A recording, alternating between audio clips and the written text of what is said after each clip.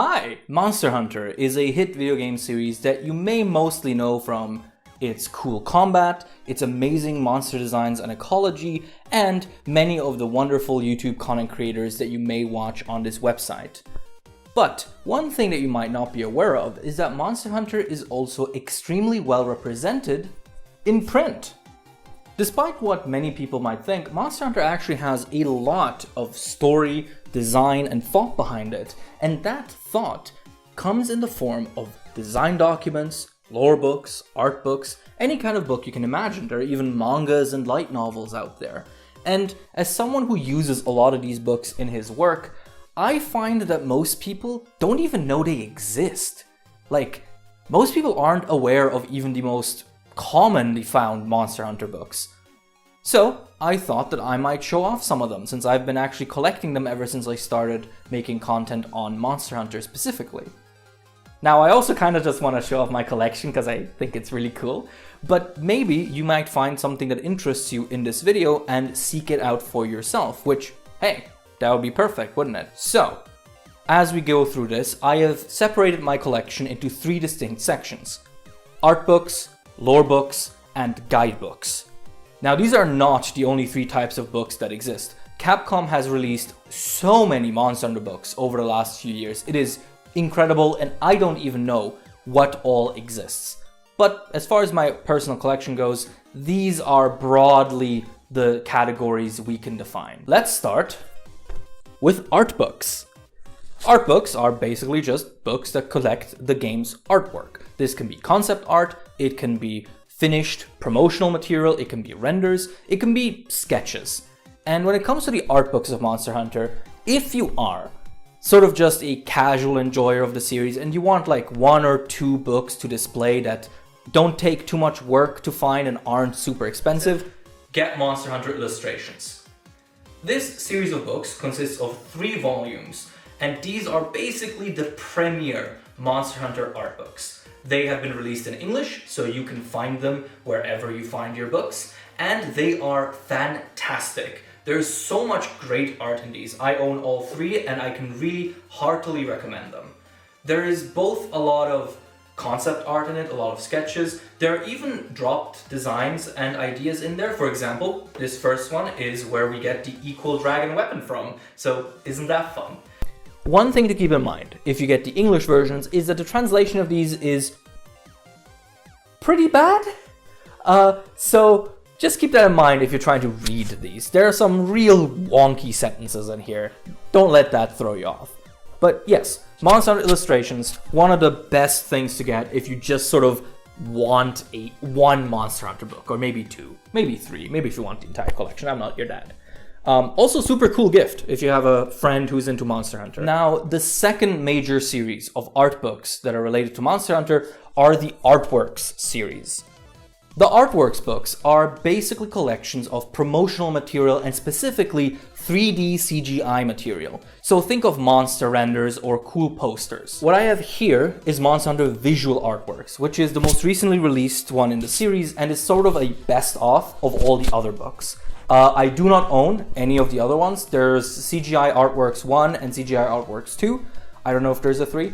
But if you want just a best-of collection of all the cool promotional material and 3D CG material, this is the one. It has a lot of illustrations that haven't really seen the light of day outside of this, so I can really recommend checking these out. Now, I don't know if this next one constitutes as a series of books, since they're not completely cohesive, but Monster Hunter also has a long history of releasing brochures, which is to say very thin little booklets that usually come with certain events, say festas or conventions or certain Japanese exclusive collaborations.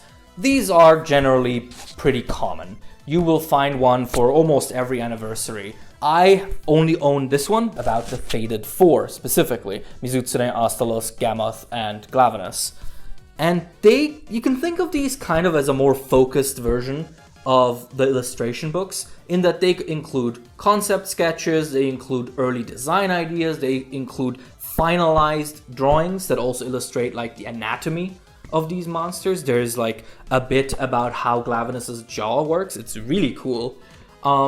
And there's also a bit of like, you get like these notes from the designers on what they were thinking about when they were drawing these. You get really fun little illustrations. It's just a good time.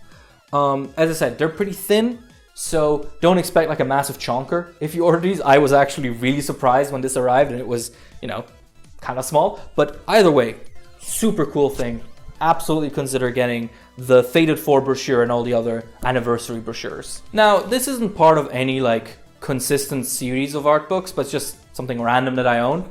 The Monster Hunter Stories 2 art book, which is super cool. It is really beautiful. I love the art style of Monster Hunter Stories 2, and if you do too, this book is perfect for you. It has renders and drawings and like expression sheets for all the characters and monsters. It has beautiful environmental art that you honestly need to just check out for yourself. It is gorgeous.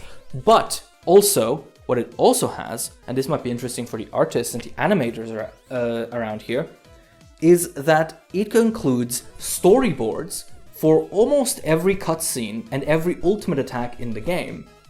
That's pretty cool. And if you're interested in storyboarding, this might be a cool like resource, especially if you're trying to do like a Monster Hunter animation or something. Now, this is one of the most random things I own, but I'm so glad I got my hands on it. The Monster Hunter Frontier Anniversary book from 2012.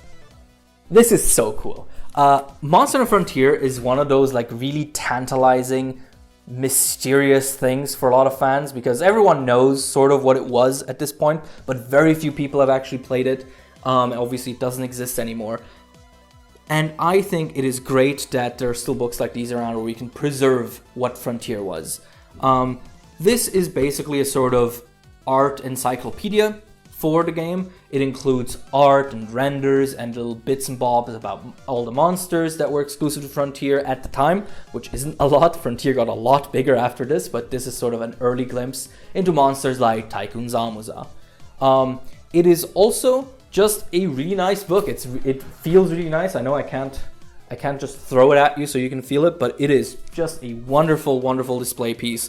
If you can find this, count yourself lucky and get it. All right, this was it for the art books. So now we move on to the lore books, which, as the name suggests, are essentially lore Bibles. These books describe the Monster Hunter universe in more detail, give us more information about the history and about the ecology of certain monsters and their place in this world.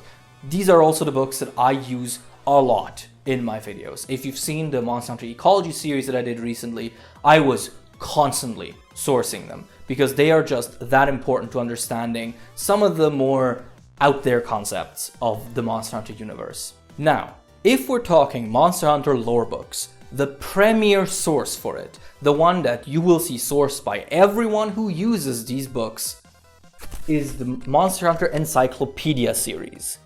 These books are exactly what they sound like. They are encyclopedias, collections of knowledge and information gathered by the Hunters Guild about the world of Monster Hunter. Now that's the important bit. These books are written from an in-universe perspective. They are written in such a way that they could exist in the Monster Hunter universe. This means that there is a lot of speculation and uncertainty in some of the things that they say. Basically, this is Capcom's way of keeping the door open for retcons in the future. They can just say, well, the researcher from before was wrong. But either way, these are so cool. These are so cool, dude. They are full of wonderful little tidbits, crazy information about like the early monsters, because most of these are written in the first and second generation. And it is just a delight reading through these. They are Japanese exclusive, so reading them is a little difficult, but with the help of friends or machine translation, you can sort of get the gist of it. There are a couple of these around. This is Monster Hunter Encyclopedia G, which is a collection that includes Monster Hunter Encyclopedia 1 and 2. I also own those separately because I'm a collector. I also own Monster Hunter Encyclopedia 3.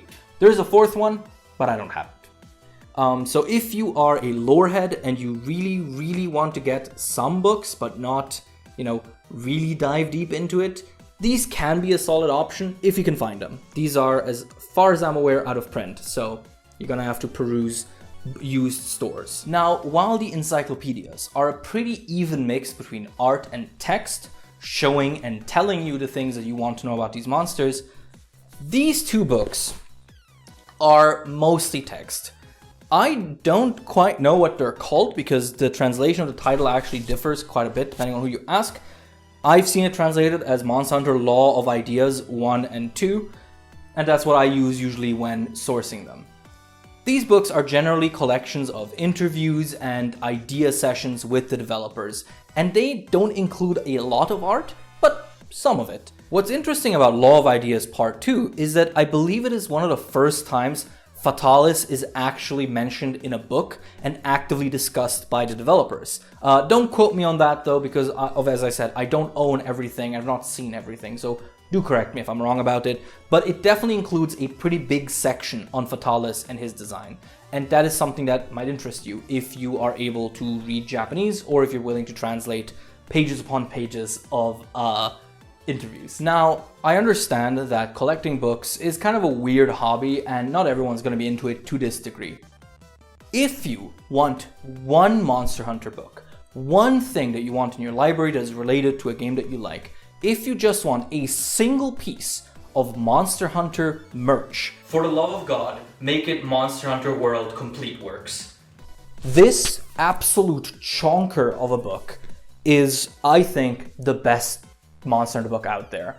It is beautiful. It is essentially a huge encyclopedia about Monster Hunter World on steroids. It includes information on characters, on locations, on gameplay concepts, on the story, and of course on every single monster in these huge, beautifully illustrated pages. It is also available completely in English and with a pretty solid translation to boot.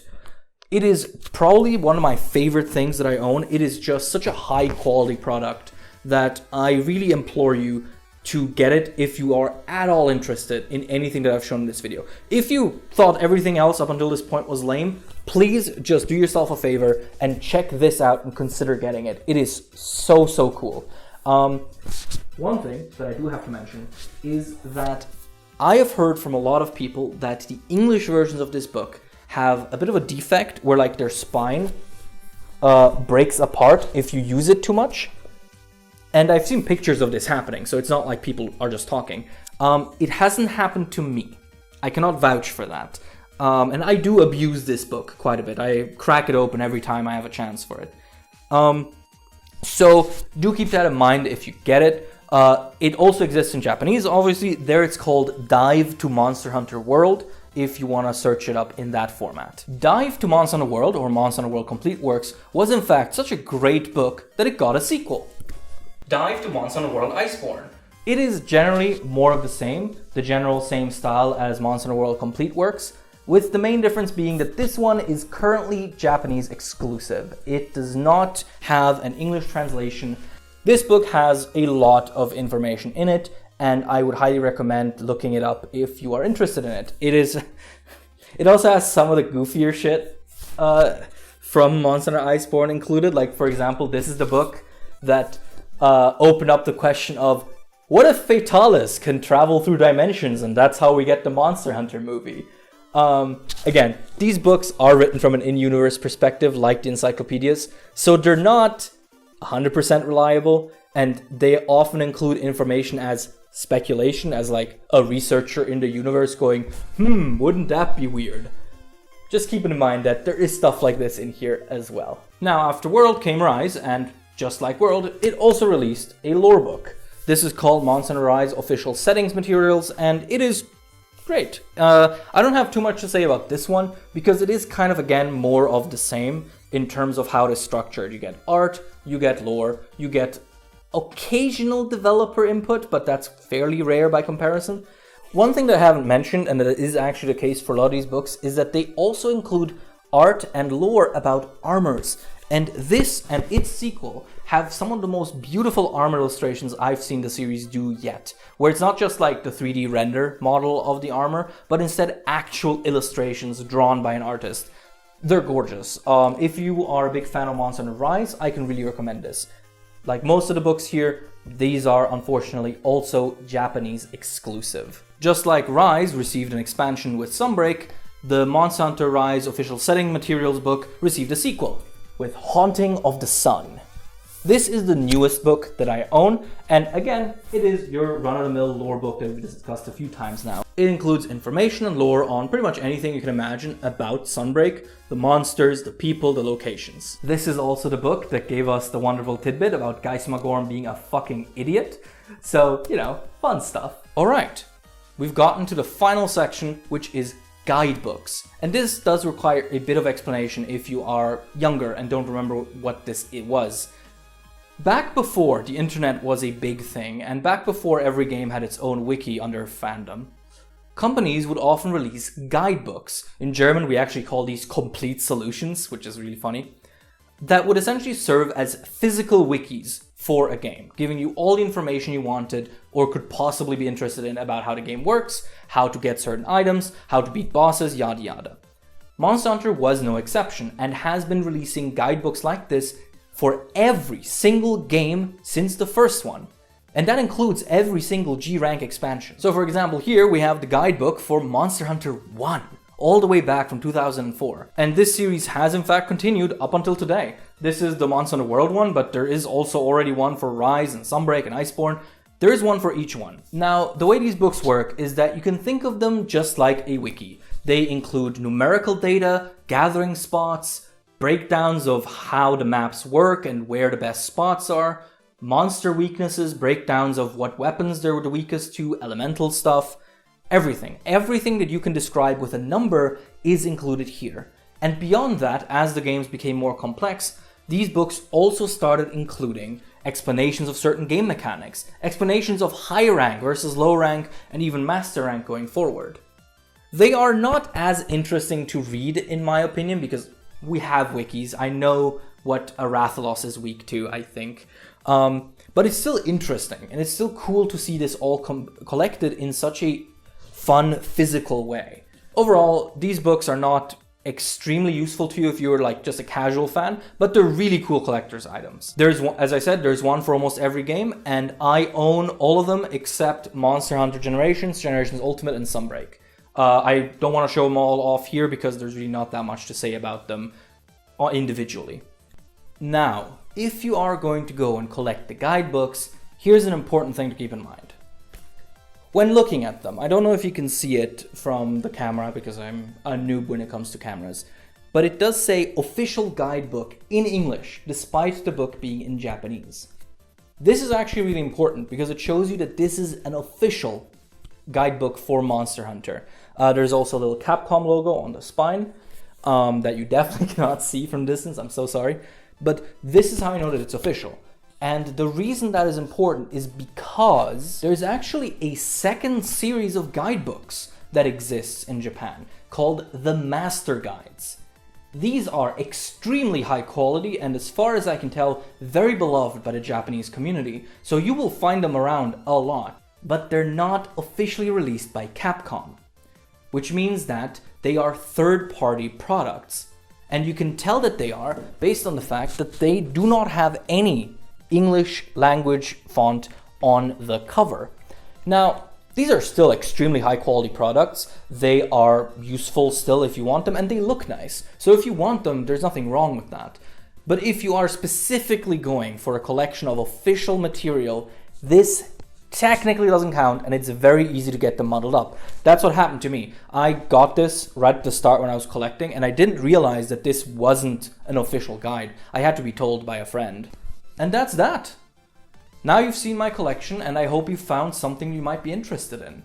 I think the Monster Hunter is one of those franchises that just gets better the more time you spend with it, and the books are a wonderful way to do that. I have a couple of things that I want to recommend, even though I don't own them physically. Monster Hunter Flash Hunter is a Monster Hunter manga that has a full official English translation. The translation isn't great, but it's functional, and it is a banger. It is one of the coolest things I've ever read, and if you are a Monster Hunter fan especially, give it a try. There are also light novels around that you can find, but I don't believe that any of them have an English translation.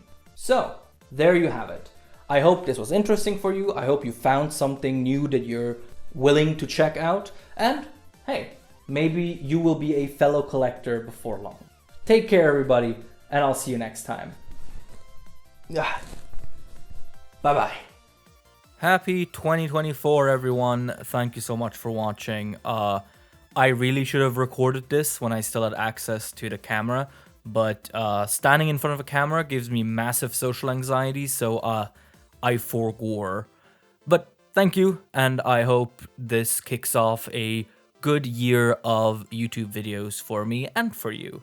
A very special thank you to all of our patrons, including Ryan Hook, Johan Mattison, Kuro Neko, Zion H.V. Augenson, Robs D. Hyrule, AJ Rivera, Alistair, Jacob Bennett, Soruka, Gengreatist, Sir Newt, Orbital, Terrador, Emperor Eevee, Rambling Robin, Lizric, Hashi, Black Ace 202, Dissy, Habo Himbro Mirror, Magenta, Danilo Villavicencio, Arcturian 711, Russell, Person 212, Claire Mi Boone, Oakwood Tree, Mr. Pyramid, Pere Fuego, Makoto 02, Project Iceman, Pero Skoko, Geo, Jamie Tate, Nils Schlatter, Fiction Ape, Iron Camel, and Nah, I'm going to bed. Take care, everyone, and I'll see you going forward. Bye-bye.